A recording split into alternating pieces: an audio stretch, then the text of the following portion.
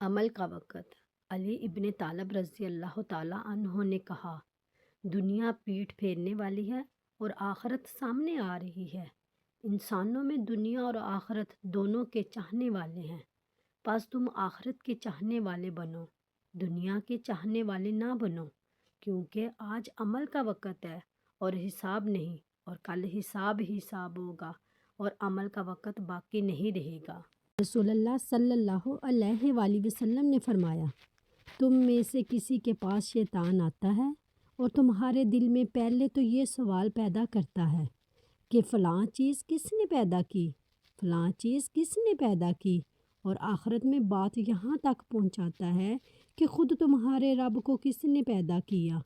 جب کسی شخص کو ایسا وسوسہ ڈالے تو اس سے اللہ سے پناہ مانگنی چاہیے، شیطانی خیال کو چھوڑ دے۔ فرمان آخری نبی صلی اللہ علیہ وآلہ وسلم نے فرمایا، جس شخص کو جہنم سے بچنا اور جنت میں داخل ہونا پسند ہو تو ضروری ہے کہ اس سے موت اس حال میں آئے کہ وہ اللہ تعالیٰ اور آخرت کے دن پر ایمان رکھتا ہو، اور جس معاملے کو وہ اپنے لیے پسند کرتا ہو وہی معاملہ دوسروں کے ساتھ کرے۔ حضرت ابو ذر غفاری رضی اللہ تعالیٰ عنہ بیان کرتے ہیں کہ نبی کریم صلی اللہ علیہ وآلہ وسلم نے جب سورج غروب ہوا تو ان سے پوچھا، تم کو معلوم ہے یہ سورج کہاں جاتا ہے؟ میں نے عرض کی، اللہ اور اس کے رسول ہی کو علم ہے۔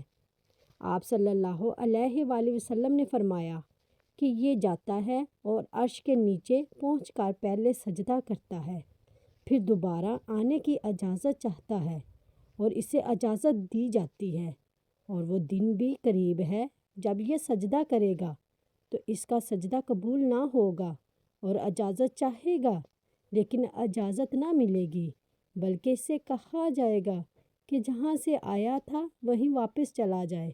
اس دن وہ مغرب ہی سے نکلے گا۔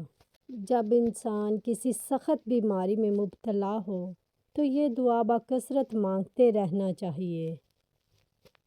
اللہ تعالیٰ نے حضرت ایوب کی تکلیف اسی دعا کی برکت سے دور فرمائی تھی۔ لائک اور سبسکرائب ضرور کیجیے گا۔ جزاک اللہ۔